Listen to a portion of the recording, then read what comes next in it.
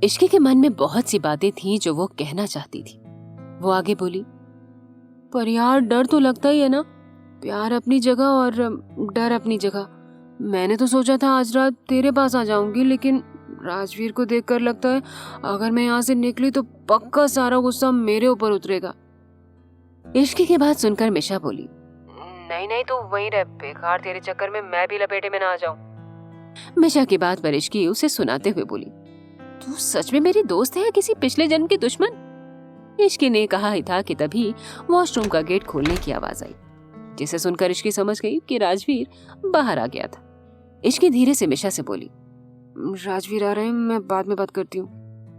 ये बोलकर इश्की ने फोन रख दिया और राजवीर को देखने लगी, जो सिर्फ लोअर पहने बाहर आया था। इश्की राजवीर की मस्कुलर बॉडी को देखने लगी, जिस पर पानी की बूंदें मौजूद थी। राजवीर बहुत ज्यादा हॉट लग रहा था। इश्की इस वक्त सब कुछ भूल गई थी। राजवीर वैसे ही सोफे पर बैठकर समर को कॉल करने लगा। समर के कॉल रिसीव करते ही राजवीर बोला, पता करो कि आहूजा कंपनी के और किस किस के साथ कॉन्ट्रैक्ट चल रहे हैं and try to cancel all. Rajveer की बात पर समर ने ओके कहकर कॉल काट दिया। अभी तक राजवीर इस बात से बेखबर था कि वो इस वक्त कितना हॉट लग रहा था और इश्की सिर्फ उसे ही देखे जा रही थी। इसके बाद राजवीर अपने लैपटॉप पर काम करने लगा। कुछ ही मिनट के बाद इश्की अपने होश में आते हुए बोली, हद होती है इश्की, कौन सा पहली बार देख रही है तू राजवीर को ऐसे? पर ये इतने हॉट लग रहे हैं, ये भी ना ऐसे क्यों बैठे हैं? मैं क्या करूं? छोड़ो, मैं भी जाकर चेंज कर लेती हूँ। इश्की खुद से डिसाइड करके अपने कपड़े लेकर वॉशरूम में चली गई। इस समय रात के करीब 11 बज रहे थे। पार्टी में जो कुछ भी हुआ उससे सभी जल्दी ही घर आ गए थे। थोड़ी देर बाद इश्की बाहर आई और देखा कि राजवीर पूरी तरह से काम में बिजी हो गया था। तो इश्की हिम्मत करके उसके पास जाकर बोली, राजवीर रात हो चुकी है, आप अपना काम कल कर लीजिएगा। राजवीर बिना इश्की को देखे बोला, ये जरूरी काम है, तुम जाकर सो जाओ। लेकिन इश्की इतना बोली थी कि राजवीर दोबारा बोला, जाओ इश्की। राजवीर का फेस एकदम एक्सप्रेशनलेस था। उसे देखकर कोई नहीं कह सकता था कि इस वक्त उसका मूड कैसा है, लेकिन इश्की को उसकी आवाज सुनकर पता लग गया था कि वो अभी भी गुस्से में था और काम करके उस गुस्से को बाहर निकाल रहा था। राजवीर के बुरे और गुस्से वाले दोनों ही मूड को उसका काम ही सही कर सकता था। जब राजवीर काम में लग जाता था तो उसे किसी चीज का ज्यादा होश नहीं रहता था। हाँ, इश्की पर फोकस थोड़ा ज्यादा रहता था, लेकिन आज वो भी फेल था। इश्की बिना ज्यादा कुछ बोले बेड पर चली गई, लेकिन उसे नींद कहाँ आने वाली थी, इसलिए वो बार बार करवट बदल रही थी। आखिर में जब उससे नहीं रहा गया तो वो उठकर राजवीर को देखते हुए बोली, राजवीर आप कब तक काम करेंगे? इश्की की बात सुनकर राजवीर समझ गया कि इश्की को नींद ही नहीं आ रही थी, इसलिए राजवीर अपने लैपटॉप को बंद करके बेड पर आ गया। इसके बाद उसने इश्की को अपने ऊपर ले लिया। अब कहीं जाकर इश्की को सुकून मिला था। इस बीच राजवीर इश्की के बाल में हाथ फेरने लगा। इश्की बोली, राजवीर आप मुझसे क्यों गुस्सा हैं? इश्की की बात सुनकर राजवीर ने उसे आराम से ही जवाब दिया और बोला, मैं तुमसे गुस्सा क्यों रहूंगा? मैं तो बस अपने गुस्से को शांत करने के लिए तुमसे बात नहीं कर रहा था। मैं नहीं चाहता था कि गुस्से में कहीं तुम डर जाओ। इश्की बोली, लेकिन आपकी चुप्पी मुझे और ज्यादा डराती है। आप प्लीज दोबारा ऐसे मुझसे बात करना बंद मत करना।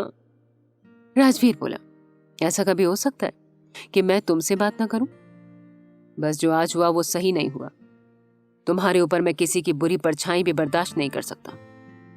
इश्की अब तक ये तो समझ चुकी थी कि राजवीर उसे लेकर बहुत पॉजेसिव था। शायद उतना प्यार में होना भी चाहिए। राजवीर ने इश्की को कभी भी अपने दिल का करने से नहीं रोका था। जब भी किसी चीज के लिए मना किया, वो भी उसकी भलाई के लिए किया था। इश्की को कोई नुकसान पहुंचाने की कोशिश भी करता तो राजवीर उसका क्या अंजाम करता था, ये तो सभी जानते थे। राजवीर के लिए इश्की क्या मायने रखती थी, ये बात तो किसी से भी छिपी नहीं थी। सबने राजवीर का प्यार इश्की के लिए देखा था, साथ में उसकी तड़प भी देखी थी। जब इश्की हॉस्पिटल में थी, सबको पता था कि इश्की में ही राजवीर की जान बसती थी। इश्की वैसे ही राजवीर के ऊपर धीरे धीरे नींद के आगोश में चली गई। तभी राजवीर ने अपनी बाहों में सो रही अपनी प्यारी वाइफ को देखा, जो उससे चिपक कर सो रही थी। सोते हुए इश्की की खूबसूरती और भी ज्यादा बढ़ गई थी। धीरे धीरे राजवीर भी उसे देखते हुए गहरी नींद में सो गया था। ये रात इसी तरह खत्म हो गई।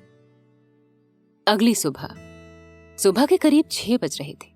रात को लेट सोने की वजह से राजवीर भी लेट उठा, वरना वो सुबह 5 बजे ही उठ जाया करता था। राजवीर ने तभी उठकर इश्की को देखा, जो अभी भी उसके बगल में सो रही थी। ये कमाल की बात थी कि इश्की जब अकेले सोती थी तो पूरे बेड में क्लॉक की तरह घूम कर सोती थी, लेकिन जब भी वो राजवीर के साथ सोती थी तो एक ही पोजीशन में सो जाती थी। ये देखकर राजवीर ने इश्की के फोरहेड पर किस किया और बिस्तर से उठ गया। बाहर सूरज अपनी लालिमा चारों तरफ बिखेर रहा था और पंछियों के चहकने की आवाज गूंज रही थी, जो सभी को इस बात का संदेशा दे रही थी कि सुबह हो गई थी और एक नया दिन हो चुका था, नई चुनौती के साथ और नई उम्मीद के साथ। सुबह के करीब 8 बज रहे थे। इश्की मिरर के सामने खड़े होकर कॉलेज के लिए रेडी हो रही थी। इधर राजवीर सोफे पर बैठकर कुछ काम कर रहा था। तभी इश्की रेडी होकर राजवीर के पास गई और बोली, मैं कैसी लग रही हूँ? इश्की की बात सुनकर राजवीर उसे देखने लगा। इश्की रोज की तरह ही रेडी हुई थी। एक ब्लैक कलर की जीन्स और व्हाइट कॉलर का प्लेन टॉप। बालों को उसने खुला छोड़ा हुआ था, लेकिन फिर भी उसके पूछने पर राजवीर ने स्माइल के साथ कहा, बहुत सुंदर। राजवीर की बात सुनकर इश्की उसके पास बैठते हुए बोली, मुझे पता था आप यही जवाब देने वाले हैं, जबकि मैं तो रोज की तरह ही रेडी हुई हूँ। राजवीर ने पूछा, फिर तुमने मुझसे ये सवाल क्यों किया? इश्की राजवीर की तरफ देखकर बोली, यूं ही मुझे मेरी तारीफ सुनने का मन कर रहा था, और आपसे अच्छी मेरी तारीफ कौन कर सकता है? इश्की की बात पर राजवीर हंस पड़ा और अपने गले से लगा ली। इश्की कभी कभी 5 साल के बच्चों की तरह बिहेव करने लगती थी, और अगर राजवीर उसे यही चीज बोल देता था तो वो उससे रूठ भी वैसे ही जाती थी। लेकिन राजवीर को इश्की की यही बात सबसे अच्छी लगती थी, जो उसे पूरा बनाती थी। कुछ देर बाद राजवीर ने इश्की और मिशा को उनके कॉलेज छोड़ दिया और खुद ऑफिस के लिए चला गया। तभी मिशा इश्की को देखकर बोली, भाई तो शांत दिख रहे थे, लगता है गुस्सा शांत हो गया। इस पर इश्की बोली, कोई शांत वांत नहीं हुआ है, बस हमारे सामने कंट्रोल में थे। अभी देखना, कुछ देर बाद ही न्यूज मिल रही होगी कि आहूजा कंपनी डूब चुकी है। इश्की की बात पर मिशा एक गहरी सांस लेते हुए बोली, बेचारे उन लोगों ने कभी सपने में भी नहीं सोचा होगा कि जिस पार्टी को वो अपने इतने दिल से रख रहे हैं वही उनकी बर्बादी का कारण बन जाएगी। इश्की कुछ सोचते हुए बोली, पर राजवीर ऐसे ही क्यों किसी को बर्बाद कर देंगे? जरूर कोई कारण भी होगा। मिशा उसे घूर कर देखते हुए बोली, तेरे से बड़ा कारण और कुछ नहीं हो सकता है। कोई और बात होती तो एक पल के लिए भाई उन्हें छोड़ भी देते, लेकिन यहाँ बात तेरी है, भाई कभी उन्हें नहीं छोड़ने वाले हैं। इश्की ने मिशा को देखा। इश्की भी जानती थी कि मिशा सच ही कह रही थी। राजवीर के लिए उससे बड़ा कारण और कुछ नहीं हो सकता था। यही बात सोचकर इश्की को बुरा लगने लगा कि उसके कारण एक परिवार बर्बाद हो जाएगा। उसने राजवीर को रोकने की कोशिश की थी, लेकिन राजवीर नहीं माना। अगर इश्की को पता होता कि जिस परिवार के लिए वो इतनी दुखी हो रही थी वही राजवीर की शादी आलिया के साथ करने के सपने देख रहे थे, तो शायद अभी जो भावना इश्की के मन में उनके लिए थी वो सब खत्म हो जाती। लेकिन सच ये भी था कि आहूजा का इतना सीधा बिजनेस नहीं था। अपने बिजनेस को आगे बढ़ाने के लिए उन्होंने कई गलत काम किए थे। साथ ही न जाने कितने मासूम लोगों के साथ उनकी वजह से गलत हुआ था। हमेशा से तो ऐसा ही होता आ रहा था। बड़े लोगों के सामने छोटों को कुछ नहीं समझा जाता था और उनकी वजह से कई बार छोटे लोगों का हक मारा जाता था। इश्की अपनी क्लास में जा रही थी कि तभी मधु उसके पास आकर बोली, इश्की आज क्लास नहीं है तो चल ड्रामा क्लब चलते हैं। मधु की बात पर मिशा बोली, ठीक है तुम दोनों जाओ, मैं रेहान से मिलकर आती हूँ। मिशा की बात पर दोनों जाने लगी। इश्की और मधु ड्रामा क्लब की तरफ जा ही रहे थे कि रास्ते में उन्हें तानिया मिली, जो घूर कर इश्की को देख रही थी। इश्की उसे इग्नोर करते हुए आगे जाने लगी कि पीछे से तानिया कमेंट करते हुए बोली, वैसे मानना पड़ेगा तुम्हें, एक मामूली सी लड़की होकर और बिना किसी अच्छे बैकग्राउंड के भी राजवीर सिंघानिया को इम्प्रेस कर लिया। बहुत अच्छा फायदा उठाया मिशा से अपनी दोस्ती का। तानिया की ये बात सुनते ही इश्की के पैर रुक गए और वो पीछे पलटकर उसे देखने लगी। कल रात पार्टी में तानिया भी मौजूद थी, इसलिए पार्टी में जो कुछ भी हुआ वो उसे भी पता चल गया था। इश्की को राजवीर के साथ देख उसे गुस्सा तो बहुत आया था, क्योंकि राजवीर एक ऐसी शख्सियत था जिसके सपने तो हर लड़की ने देखे थे, लेकिन कोई उसे पा न सका था। इसलिए जब तानिया को ये पता चला कि इश्की राजवीर की गर्लफ्रेंड थी तो उसे इश्की से बहुत जलन होने लगी थी। कल रात जो कुछ भी हुआ था वो बात बड़े लोगों के बीच ठीक वैसे ही फैल गई थी जैसे जंगल में आग। इसलिए कॉलेज में बहुत से स्टूडेंट्स को ये पता चल चुका था कि राजवीर इश्की का बॉयफ्रेंड था। तानिया की ऐसी बात सुनकर इश्की उसके सामने आकर बोली, तो तुम्हें बुरा लग रहा है कि ऐसा चांस मुझे मिला और तुम्हें नहीं? लेकिन तुम्हें मिल भी जाता तो कुछ नहीं होता। वो क्या है ना, राजवीर कभी भी तुम जैसी लड़कियों में अपना इंटरेस्ट नहीं दिखाते और ये यूनिवर्स कोई और रास्ता ढूंढ लेता मुझे और राजवीर को मिलाने के लिए। इश्की अपने पूरे कॉन्फिडेंस के साथ बोली। इश्की कोई कमजोर लड़की नहीं थी जिसे कोई भी आए और कुछ भी सुना दे। इश्की ने अपनी जिंदगी में बहुत सी चीजें देखी थी, बहुत दुख देखे थे, साथ ही बहुत सी ऐसी चीजें भी देखी थी जिसने उसे तोड़ कर रख दिया था। उन सभी के बाद इश्की ने खुद को आज इतना मजबूत बना लिया था कि ऐसी कोई बात उसे तोड़ न सके। वो कहते हैं ना, कि आग में तपने के बाद ही सोना कुंदन बनता है। इश्की भी ठीक ऐसी ही पर्सनैलिटी थी जिसे जिंदगी की आग ने बहुत तपाया और आज वो एक कुंदन की तरह बन गई थी। इश्की तानिया को जवाब देकर वापस अपने रास्ते पर चल पड़ी। तभी मधु से रुका नहीं गया और वो इश्की से पूछ पड़ी, इश्की, आज जो कॉलेज में तुम्हें लेकर बातें हो रही हैं, क्या वो सब सच हैं? I mean, क्या तुम सच में राजवीर सिंघानिया की गर्लफ्रेंड हो? इश्की मधु को और भी ज्यादा चौंकाते हुए बोली, नहीं, मैं उनकी वाइफ हूं। ये सुनकर मधु एकदम शॉक्ड हो गई, साथ ही इश्की को देखने लगी। फिर वो बोली, तुम झूठ बोल रही हो ना? इश्की बोली, अरे यार, तुम्हारी प्रॉब्लम क्या है? तुमने मुझे पूछा और मैंने सच कहा। अब तुम्हें मेरे ऊपर भरोसा ही नहीं है तो मैं कुछ नहीं कर सकती हूँ। इसके बाद इश्की ने मधु की तरफ देखा जो सच में बहुत शॉक्ड लग रही थी। मधु एक मिडिल क्लास फैमिली से बिलोंग करती थी और उस कॉलेज में वो भी स्कॉलरशिप पर पढ़ाई कर रही थी, इसलिए उसे पार्टी में हुई बातों का ज्यादा पता नहीं था। जब वो कॉलेज आई तो स्टूडेंट्स के मुंह से उसने सब कुछ सुना था। पहले तो उसे ये एक अफवाह लगी थी क्योंकि अक्सर कॉलेज में फालतू की बातें फैलती रहती थी, लेकिन अभी तानिया और इश्की की बात सुनकर उसे सब सच लगा। इश्की उसे देखते हुए बोली, मैं सच कह रही हूँ, मेरी और राजवीर की शादी हो चुकी है। ये सुनते ही मधु अचानक से जमीन पर गिर पड़ी। उसे विश्वास ही नहीं हुआ। क्या करेगी अब इश्की? कैसे डील करेगा राजवीर आहूजा से? क्या उसने सारी प्लानिंग कर ली है? मधु अब भी चौंकी हुई थी। उसे समझ ही नहीं आ रहा था कि इश्की जो कह रही थी वो सच था या झूठ। मधु आगे कुछ कहती, इतने में इश्की उसको उठाते हुए बोली, हमारी शादी को 5 महीने भी हो चुके हैं। अब प्लीज तू अपने एक्सप्रेशंस को चेंज कर और प्लीज ये बात किसी से मत कहना।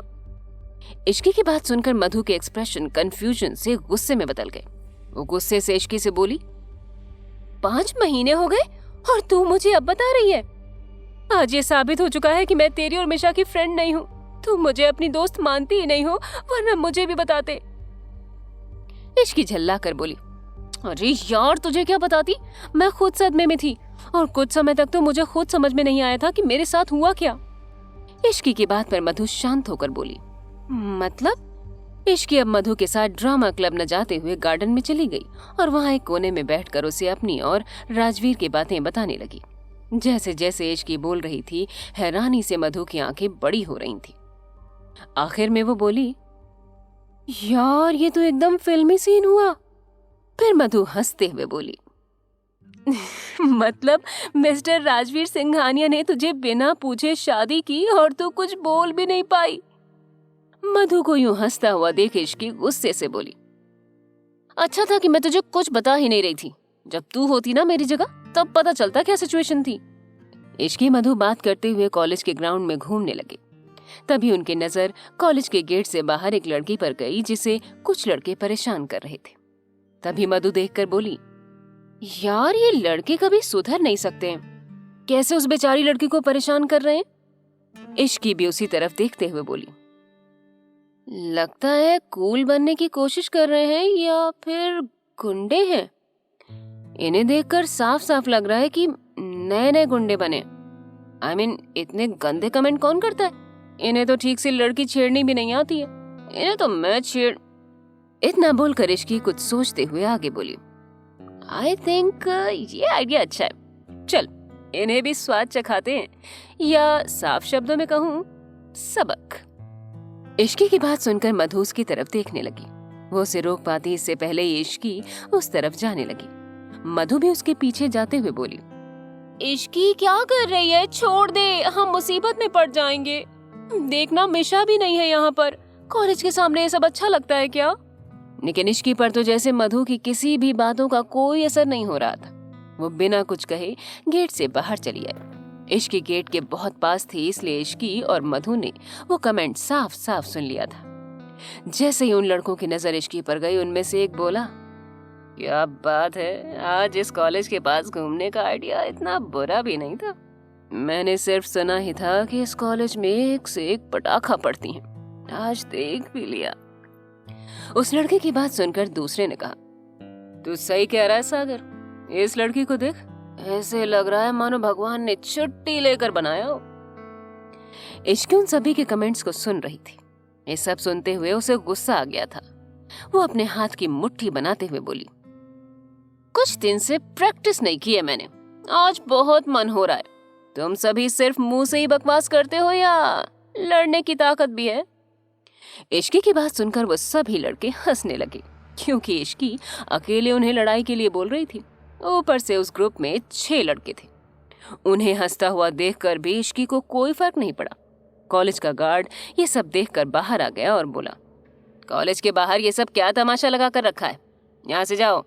गार्ड की बात को सभी लड़कों ने नजरअंदाज कर दिया, तो गार्ड उन्हें भगाने के लिए और आगे आया। तभी एक लड़के ने उस पर वार कर दिया। इस वार से गार्ड सिर पकड़ते हुए जमीन पर गिर गया। ये देख इश्की का गुस्सा और बढ़ गया। वो उस लड़के को मारने के लिए आगे बढ़ी। इश्की एक प्रोफेशनल बॉक्सर होने के साथ साथ उसने कराटे भी सीखे हुए थे, इसलिए उन लड़कों को हराना और मार मार कर उनका भरता बनाना इश्की के लिए बड़ी बात नहीं थी। मधु इश्की को उन लड़कों से लड़ते हुए देखकर चौंक गई थी। आखिर क्या भला है ये? इतना कहकर मधु मिशा को कॉल करके बुलाने लगी। कॉलेज के सभी स्टूडेंट्स के क्लास चल रहे थे और जिन्होंने क्लास अटेंड नहीं की वो ज्यादातर कैंटीन में ही मौजूद थे। कॉलेज के मेन गेट की तरफ बहुत कम स्टूडेंट ही आते थे। इसी बीच कॉलेज के बाहर लड़ाई को रोकने के लिए और भी गार्ड्स आ गए, लेकिन इश्की उन लड़कों को छोड़ ही नहीं रही थी। धीरे धीरे आसपास बहुत से लोग खड़े हो चुके थे। उनमें से कई लोगों ने अपने फोन निकाल लिए थे और वीडियो बनाने लगे थे। तभी वहां पर पुलिस भी आ गई। इधर दूसरी तरफ मिशा रेहान के साथ म्यूजिक रूम में थी। इसी बीच उसे मधु का कॉल आया। मिशा ने जैसे ही फोन उठाया तो मधु उसे सब कुछ बताने लगी। पूरी बात सुनकर मिशा शॉक्ड होकर बोली, क्या मधु, तूने रोका क्यों नहीं उसे? एकदम पागल लड़की है वो, मेरे बिना ये सब करने की हिम्मत कैसे हुई उसकी? मधु मिशा के मुंह से ये सब सुनकर अपने फोन को घूरने लगी और फिर खुद को संभाल कर बोली, तेरा दिमाग खराब हो गया है? एक तो इश्की पागल हो गई और तू बोल रही है तुझे भी उसके साथ होना था? पागल है क्या तू? इसके बाद मधु उस तरफ देखने लगी जहां इश्की उन लड़कों को मार रही थी। तभी मधु हैरान होकर बोली, ओह माय गॉड। मधु की आवाज और ये बात सुनकर मिशा बोली, क्या हुआ, ज्यादा तो नहीं मार दिया ना उसने? इस पर मधु बोली, पुलिस आ गई मिशा। मिशा शॉक्ड होते हुए बोली, व्हाट? इश्की तो अब गई। रेहान लगातार मिशा की बातें सुन रहा था और उसके फेस पर छाए हर रिएक्शन को नोटिस कर रहा था। मिशा के फोन रखते ही रेहान बोला, क्या हुआ, क्या किया इश्की ने? इस पर मिशा बोली, कॉलेज के बाहर कुछ लड़कों को पीट दिया है और अब पुलिस भी आ गई है। फिर मिशा आगे बोली, ये लड़की भी ना कुछ शांति से नहीं कर सकती, हमेशा कांड ही करती रहती है। क्या जरूरत थी कॉलेज के बाहर मारने की? कहीं और बुला लेती या फिर उनकी फोटो ले लेती, हम किसी को उन लड़कों की सुपारी दे देते। मिशा की बात सुनकर रेहान उसे घूर कर देखने लगा। फिर मिशा के साथ गेट के पास जाने लगा।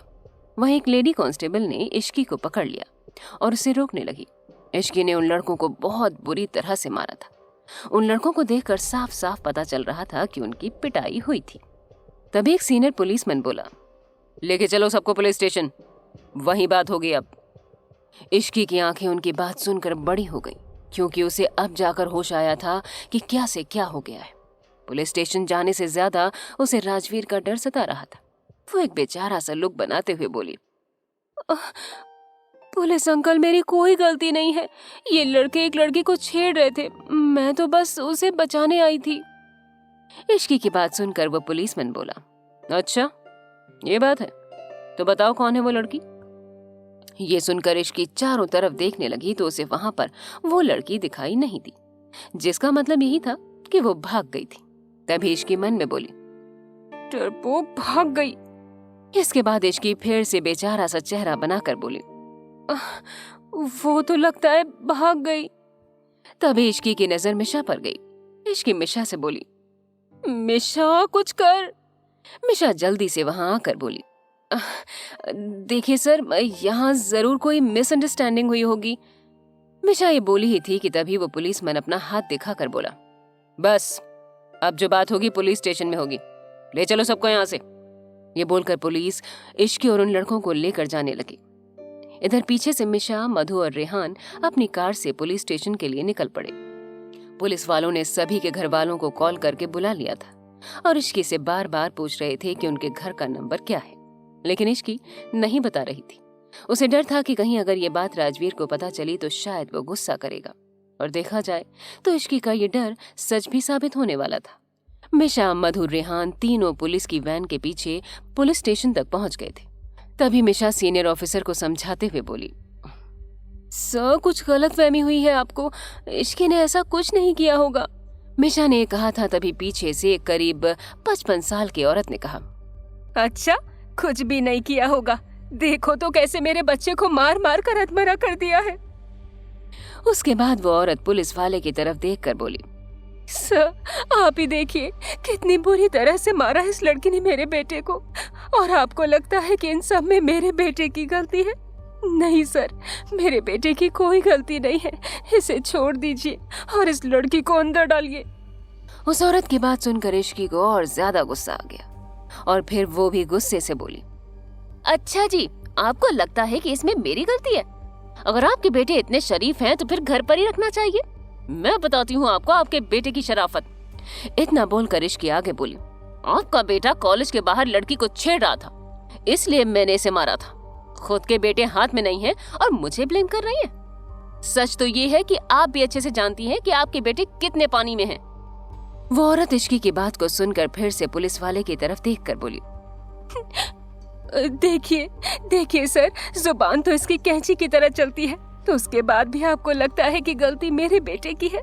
सर मेरी बात मान लीजिए और इसको जेल में डालिए और मेरे बेटे को छोड़ दीजिए। वो औरत इश्की के खिलाफ बोले ही जा रही थी कि तभी मिशा बोली, सर आप कॉलेज के बाहर की सीसीटीवी फुटेज देख सकते हैं, उसमें साफ साफ पता चल जाएगा कि गलती किसकी है। मिशा की बात पर वो पुलिस वाला बोला, हमने पहले ही सीसीटीवी देख लिया है, इसलिए हमें पता है कि गलती किसकी है, पर फिर भी हम इस लड़की को नहीं छोड़ सकते हैं क्योंकि ये महिला उनके खिलाफ एफआईआर करने की बात बोल रही है और एक बार ये हुआ तो बेल पर ही छोड़ा जाएगा। पुलिस वाले की बात सुनकर मिशा टेंशन में आ गई क्योंकि एफआईआर हुई तो सबको ये बात पता चल जाएगी, फिर घर में अलग बवाल होगा। मिशा कैसे भी करके ये मामला निपटा देना चाहती थी। मिशा ने तभी कुछ सोचकर इश्की की तरफ देखा जो उस महिला से लड़ने में बिजी थी। उसे देखकर मिशा को गुस्सा आ गया और इश्की के पास जाकर बोली, क्या कर रही है तू? मैं यहाँ तुझे इन सबसे निकालने का सोच रही हूँ और तू मुसीबत और बढ़ा रही है। कुछ भी करने से पहले एक बार भाई के बारे में सोच ले। मिशा की बात ने इश्की के ऊपर असर किया। इसके बाद इश्की चुप हो गई। चाहे कुछ भी हो, लेकिन वो राजवीर को नाराज करके उससे डांट खाना नहीं चाहती थी। वैसे भी कल रात के बाद राजवीर का डर एक बार फिर से इश्की के मन में आ चुका था। तभी मिशा उस औरत की तरफ देखने लगी और उसे इशारे से बगल में आने को कहा। वो औरत मिशा का इशारा देखकर वहां से किनारे चली गई। मिशा उस औरत को देखकर बोली, ये सब खत्म करने का क्या लोगी? वो औरत बोली, कहना क्या चाहती हो? इस पर मिशा बोली, आप इतनी भोली तो नहीं है। आपको देख के साफ साफ पता चल रहा है कि ये सब ड्रामा क्यों कर रही हो, इसलिए जो चाहिए वो बताओ और ये सब खत्म करो। मिशा की कही हुई बात निशाने पर जाकर लगी, लेकिन वो औरत कुछ ज्यादा ही लालची थी। मिशा, रेहान और इश्की को देखकर वो समझ चुकी थी कि ये सब बड़े घर के बच्चे हैं, जिनसे जितना मांगा जाए उतना मिलेगा। इसलिए वो बोली, ठीक है, ये सब खत्म करने के मुझे 20 लाख चाहिए। उसकी बात सुनकर मिशा चौंकते हुए बोली, आपका दिमाग तो खराब नहीं हो गया? 20 लाख में कितने जीरो होते हैं ये पता भी है? ये कोई इतनी बड़ी बात नहीं जिसके लिए मैं 20 लाख दूं। 2 लाख में खत्म करो ये सब। ये सुनकर वो औरत बोली, कभी नहीं, 20 लाख से मैं कम नहीं लेने वाली हूं। ठीक है फिर, पैसे कमाने का मौका खो दिया तुमने, क्योंकि 20 लाख तो मैं देने से रही। ये बोल मिशा इश्की के पास आ गई। ऐसा नहीं था कि मिशा और इश्की 20 लाख नहीं दे सकते थे, लेकिन दिक्कत ये थी कि एक दिन में इतने पैसे देने का मतलब घर वालों को सब कुछ बताना। इश्की मिशा को देखकर बोली, क्या हुआ? इस पर मिशा बोली, बहुत लालची औरत है, सीधे 20 लाख पर मुंह खोला है, इतने पैसे तो अकाउंट में भी नहीं है। इश्की बोली, तो क्या करें अब क्या करेंगे दोनों? क्या मिशा इश्की को बचा पाएगी? राजवीर को पता चलेगा तो क्या होगा?